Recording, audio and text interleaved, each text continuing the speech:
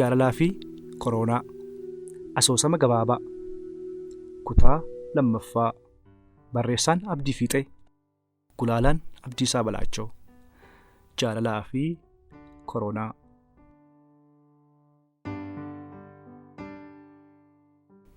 Ati garuu kaayyoo hin qabdu. Kun hojii nama kaayyoo qabuu miti. Tasumaa miti. Kaayyoon yaada qofa osoo hin taane gaafa gochaan utubamu hiika qabaata.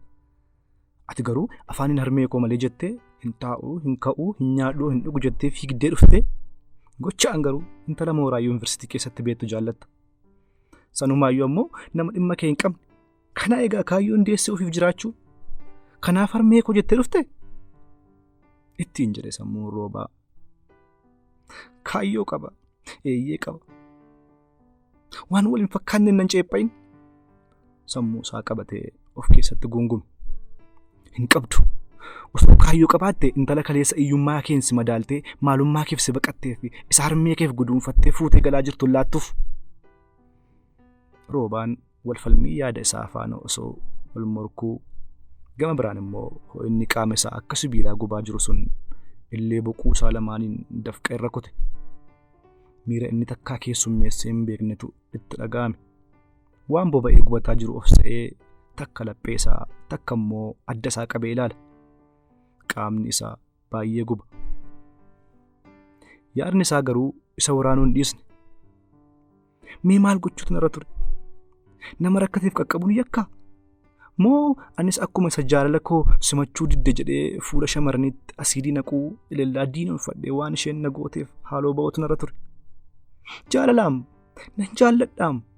Mee ana isa gaarii godhees erga qixxee komatteesiif gaarummaan maali? Jedhee of gaafate. Asiidii fuulatti naquun dide ofittummaan qaama ishee albeen ciree foon ishee allaatti soorutu narra tureere. Moo nama akka lubbuu kootti jaalladhu dirreetti gatee ofii kiyyaaf bakka tolfachuutu sirrii ture. Mee siif jaalalli maali? Of gaafata. Of jajjabeessa. Garuu yaadi isaa immoo amneef. Gidduutti ammoo qufaa gogaa walirraa hin cinne qufaa. Namoonni kutaa sana keessaa akka hin dhageenyeef afaan isaa sirriitti cuqqaalee ukkaamsee qufaa. Yoon irratti baran na himu jedhee waan shakkeef akka irratti baramu hin barbaanne. Garuu harganuun itti ulfaataa dhufeera. Kana hunda halkan walakkaadhaan dukkanatti jabaasaa duddaan ciisee yaada buusee baasaa hiikee hidhaa yaadota qaaccessee fo'aa diigees bittimsaa yeroo fageeffate. Halkan walakkaa roobaan. Innaa qufaan sun boqonnaa isaa laatu ammoo waa'ee harmee isaa deebisee yaaduu jalqaba. Liqqinfatee boo'uu barbaada. Garuu manneen imimmaan isaa gogeera. Dhuguman balleessee haadha koo jedhee barumsa koo addaan kutee dhufe kana gochuun narra hin turre. Dogoggora guddaan hojjedhe. Ofiin jedhe. Of ceepha'e. Eeyyee amma walii galeerra. Hojii keetti gaabbuu qabda. Gaabbuu qofa miti. Akka iyyoo rifeensa gogaa ofirraa addee uffata cirtee daaraa ofirraa firfirsitee gaabbii kee mul'ifachuutu sirra ture. Tiin jedhee gamtokkeen yaada isaa inni of ceephaanaan fucha argate sun. Haadha isaa dulloomtuu innaa isheen nama gargaartu dhabdee mukatti rarraatee haafa guuraa deemtu fideetti agarsiisee akka inni matumaa of baaru gochuu yaale. Yeroo isheen dirataa laga buutee bishaan waraabdu. Yeroo isheen hafuura dullumaa walitti sassaabbattee gugguuftee abidda hafuuftu fuuldura isaa toora galee itti mul'ate. Waan sagalee kolfaa fi iyyaan wal makati guddaa tokko dhageetti fakkaate. Roobaan harka isaa lamaaniin gurra isaa qabate. Kolfa sanatti aanee immoo waaqas ta'uu kajeelte sagalee jedhutu sammuu isaa keessaa itti iyye. Hingaa jedhee utuu yaadin sagalee ol fudhatee iyyaa bakka ciisu ol jedhe. Namoonni moggaa isaa gamaaf gamana ciisanii jiran rifatanii afata ofirraa fuudhanii ol jechuun ibsanii isa ilaalan. Innis na'ee bakka ka'etti deebi'ee ciise.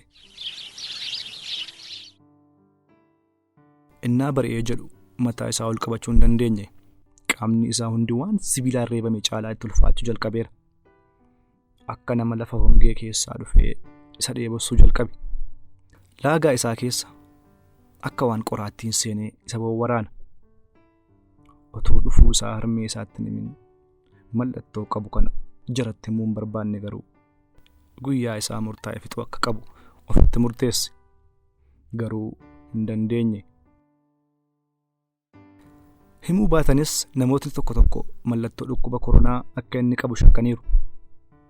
Gaafa isaan kaan nyaataaf ba'an inni maratee ciisa. Haala kanaan garuu itti fufuu hin dandeenye. Waa hundi to'annoo isaa jalaa ba'ee nyaata gaafa salaguu jalqabuu fi qaamni isaa garmalee dadhabee socho'uun itti ulfaatu sarara gabaabaa 8335 gubbaatti bilbilee beeksise. Battalumattis ogeessoti fayyaa hojjettoota naasaa fakkaatan sun ambulaansii siisaa dhufanii dallaa guutan. Nama waan ta'aa jiru hin beeknee fi ogeessota fayyaa osoo hin taane astiroonatii awwaatti ol qajeeluuf qophiitti jiran fakkaatu.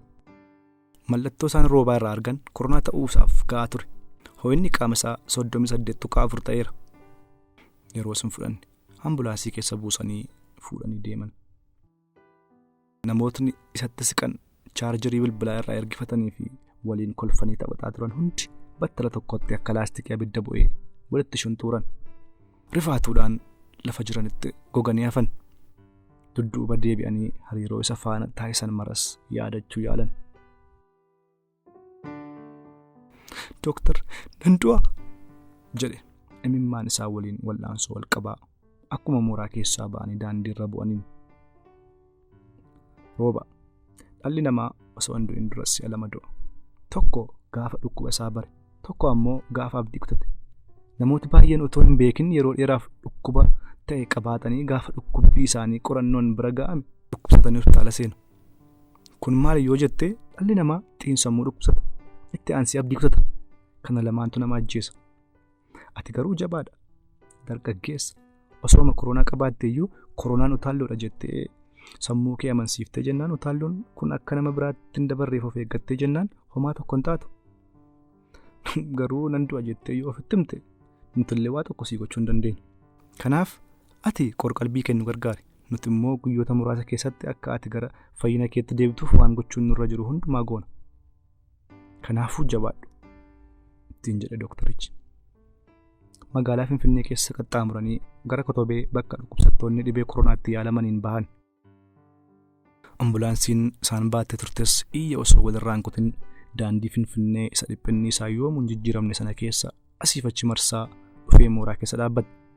Ogeeyyiin bu'anii balbala banuun roobaa osoo buusanii ambulaansiin kan biraa lama dhufanii ol seenuun shakkamtoota dhibee gadi buusuu eegalan. Roobaanis siree ofuutu gubbaa ciisee ogeeyyii fayyaan gara fuulduraatti dhiibamaa fageenya muraasa irratti nama akkuma isaa ogeeyyiin fayyaa ambulaansii keessaa buusanii siree gubbaa ka'an tokko arge. Eenyummaa ishee hubachuufis sirriitti hubatee ilaaluu yaale. Battalumattis karaa dhibeen kun ittiin daddarbu tokko wantoota akka qarshiifaa walitti kennu akka ta'e qalbii isaa yaadate. Itti fufa. Kabajamtoota hordoftoota keenyaa egaan kutaan lammaffaa asoosama gabaabaa jaalalaaf koronaa jedhu kan walitti dhaggeeffattanidha.